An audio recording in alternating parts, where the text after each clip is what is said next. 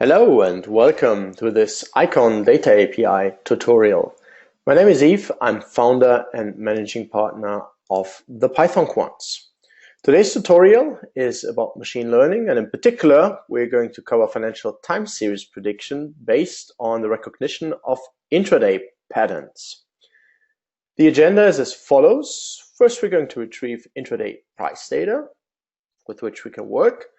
The first step in preparing the data will be to create lagged data with regard to the log returns on which the analysis will be based. Using the lagged data, we can then implement the ML algorithm, the machine learning algorithm, in the form of support vector machine, which allows us to implement a pattern recognition, which then, based on classification, gives predictions with regard to the direction of the market movement. Vectorized backtesting is our means to test whether the strategy performs well or not that well. And to get this on a little bit more of a realistic ground, we do some out-of-sample testing as well. So let me change to the Jupyter Notebook. Here in the beginning, you'll find again the agenda. And of course, we need to import a, here in this case, a little bit longer list of packages. Among others, we use the support vector machine algorithm as we see from scikit-learn, and to check for stationarity, we also use the advanced Dickfuller test from stats models. To give you an overview which versions are used here, we have the versions listed for the most important ones. First step here, I connect to the Eikon Data API. Of course, the proxy or the application needs to be running locally here in the backend, and I'm now ready to retrieve data.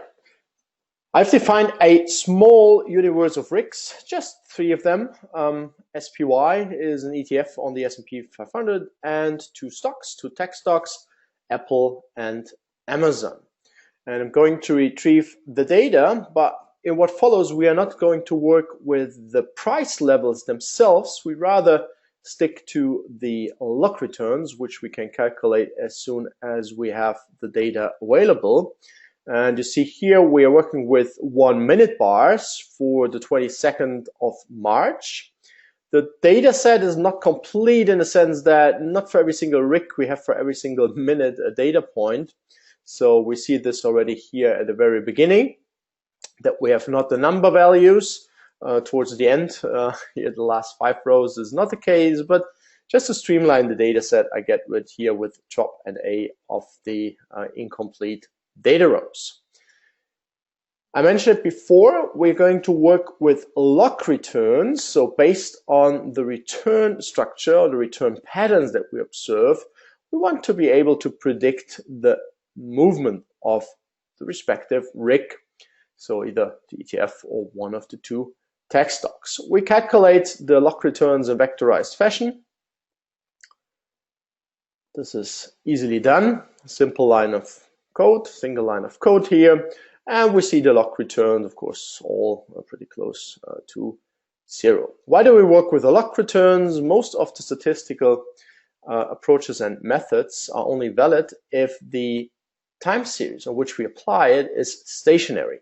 And when we have a look at the price series here for Apple, we see that given the thresholds here listed for the respective test, that the price series itself of Apple here in this case, but you can check it with the other RICs as well, is not stationary. But by transforming it to log returns, we have a stationary time series on which we can then apply most of the statistical methods, and in particular the ones that we are going to use.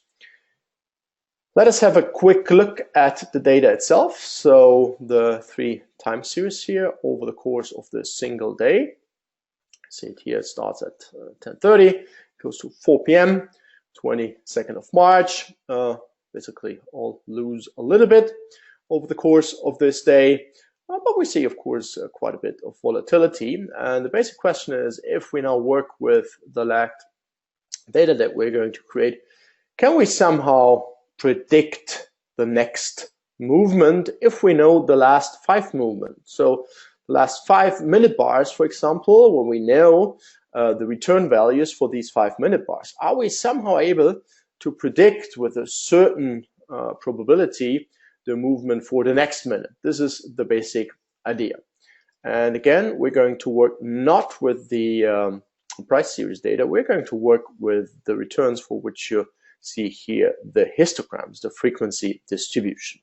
Let me now prepare the lagged data, and I start by introducing the basic idea. So in what follows, we're going to work with 5 lags, as mentioned before, for our minute bars. This means that we have 5 1-minute bars that we take for a look back, and we try to take these 5 1-minute bars and to predict the next value for the next 1-minute bar.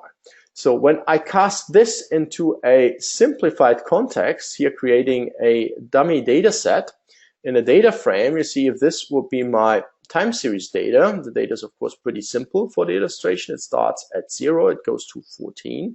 But we're now going to create lag data for 5 lags.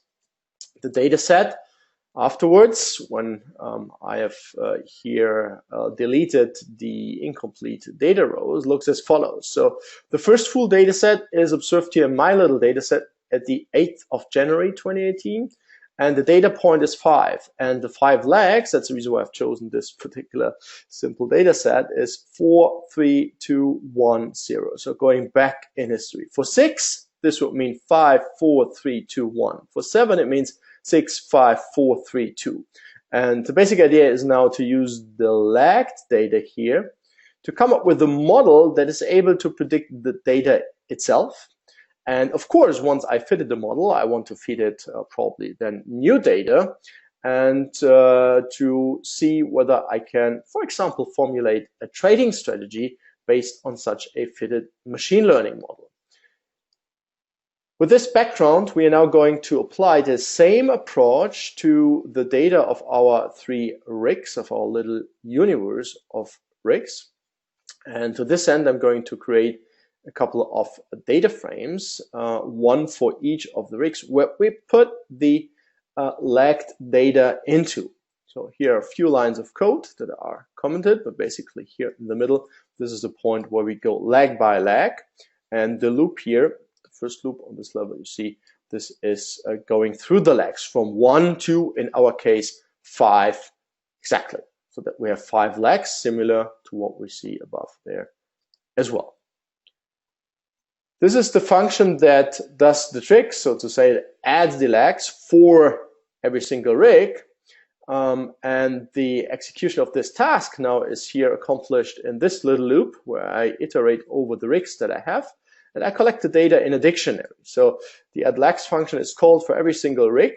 And afterwards, I should end up with a dictionary containing, in our case here, 3 different data frames with the original data and the lag data. So the 5 lag columns are called lag 1 to lag 5. And in the dictionary, I have 3 rigs. And when I pick out, for example, the data frame for Apple stock, you see that we now have the lag data. Here is the returns data in the first column that we have previously calculated. And we then have the lag data going to the right. So for example, when I pick out this particular point here at 11:01, then the lag number 1 is just the previous return. Lag number 2 is the return before. Lag number 3 is the other one before here at 10:56. But for what we are using for the machine learning algorithm, which is a classification algorithm working with classes and categories, we are not going with here the numbers themselves, but we rather transform the numbers into a much more simpler case here in this scenario, where we say, well, we are basically only interested in upwards or downwards movements. Therefore, we translate positive returns into +1 and negative returns into a -1, so that we now have a pattern structure which is better suited to be used for the algorithm that will be applied in the next section. The number of patterns, given that we have 5 legs and just 2 values, is 2 to the power of the number of legs. So we basically want to differentiate here 32 patterns. Of course, we could increase here relatively easily, like the number of legs to 10 or reduce it to 3. Accordingly, we would work with more legs or less legs. Also, one option is to have this a little bit more granular and maybe to have 3, 4, 5, 7 categories for the leg data instead of just the 2, -1, and +1. But here we want to keep it simple and illustrate the basic application. Now we're going to implement the support vector machine algorithm, which is a classification algorithm, which should be able to learn from historical patterns. And historical patterns, once again, is now to be interpreted here in -1, 1, -1, -1, -1. This would be one pattern. 1, -1, 1, -1, -1 would be another pattern. And we have 32 such patterns there. The model fitting and the prediction step are now implemented again for every single rig. As we can see here, we iterate over rigs. We instantiate the model. We copy the data for what we are interested here. And we work with the copy of the data to do the model fitting first. And the prediction is done in sample. Out of sample testing comes further below. But here we do it just in sample. You see with scikit-learn, what I'm using here, it's pretty straightforward. We have the data, we fit the model, and in the next line of code, we can already implement the prediction step. So the prediction value, given what data we have used, is now +1 or -1. So +1 stands for an upwards movement, and the prediction -1 for a downwards movement. And if we see here +1s and -1s, if you would translate this to a trading strategy, then a +1 would mean that we would like to be positioned long in the respective instrument.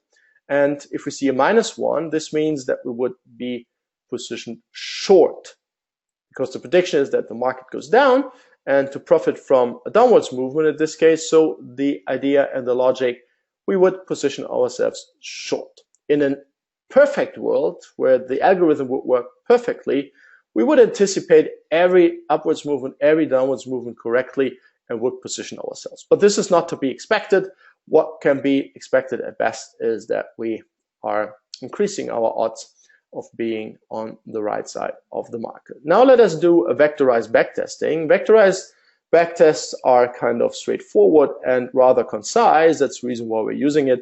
And in terms of the execution time, they are usually also quite a bit faster.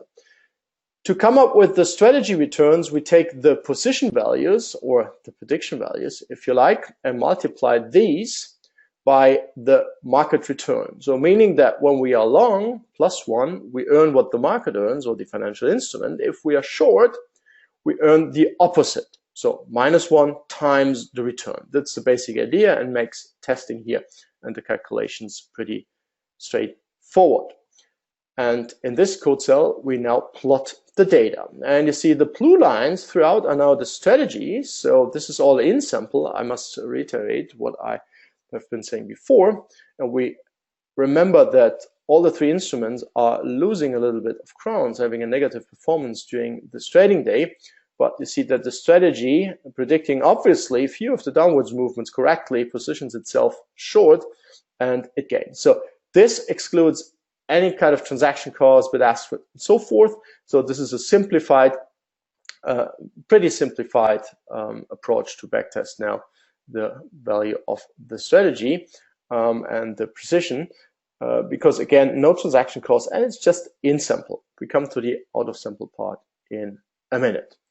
For Apple, it also seems kind of to perform well, apart from the beginning where the algorithm doesn't get it right, but later on it's kind of performing nicely.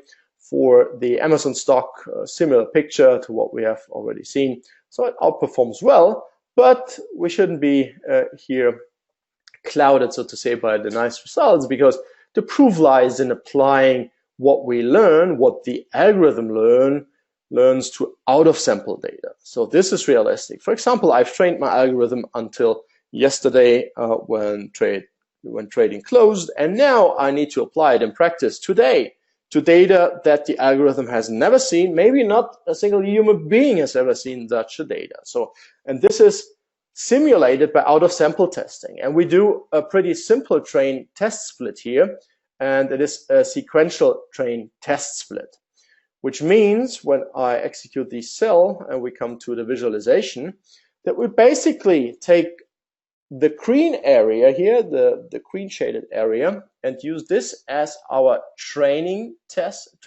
bed, so to say, and the red one as the test bed. So we train the algorithm on the first half of the data. So this is not here graphically, it's not basically the half, but we take half the data because not for every single minute we have a complete data set. That's the reason why it's not perfectly symmetric here, half-half visually. And once we have trained the data on this green area data, we then test it on the remaining data that we have. This is one of the approaches that you can implement in practice. Others are available as well, like cross-validation or randomized train test splits and so forth. So here now the implementation, which is slightly more involved than before because we need to take care of the train test split. So this is what the additional lines of code here stand for. But the fitting procedure, the prediction procedure, and everything else is basically what we have seen before. But we need to select the data for training and for testing. This is what the middle part here does. So we basically take half the data for training, half the data, the remaining half for testing. And we iterate as before over the rigs, and every time we instantiate here a new model instance.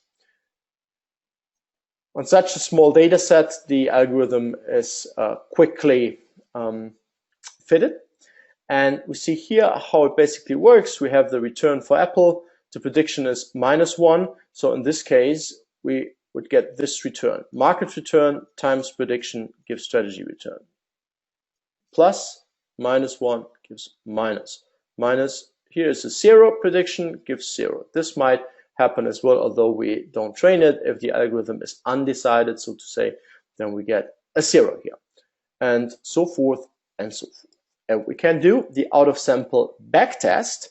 Now we should expect results that are more realistic in the sense of that we have trained the data on a separate data set from now where we tested on out-of-sample data. And you see, the performance is not that spectacular anymore.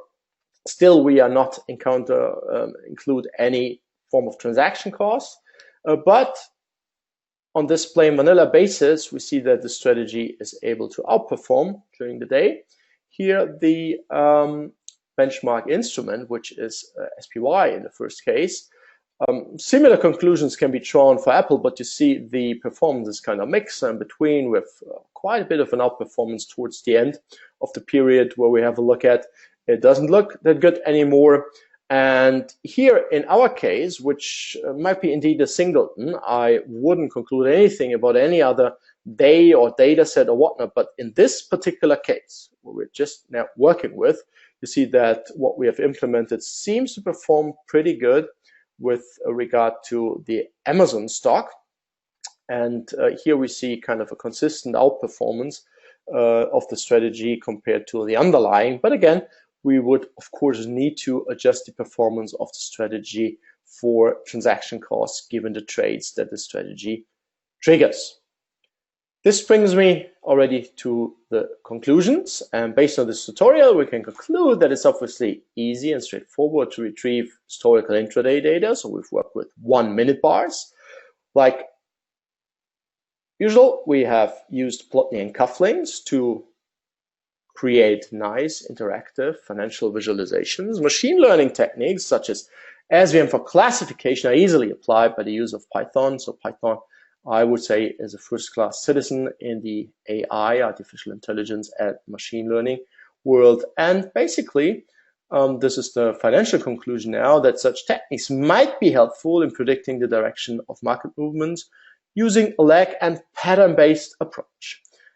Like usual, there is no investment advice. Of course, this all entails risks. This is a technological demonstration, and it shows that we can use machine learning techniques that are typically applied in completely different contexts as well to the problem of financial time series prediction based on a lag and pattern-based approach. Below you find the resources for developers with regard to the Eikon Data API. And having said this, I go back to the agenda where we've covered these 5 major points, and it remains for me to wish you happy Python coding, and in this case also happy algorithmic trading based on machine learning algorithms, and see you in the next tutorial. Bye bye.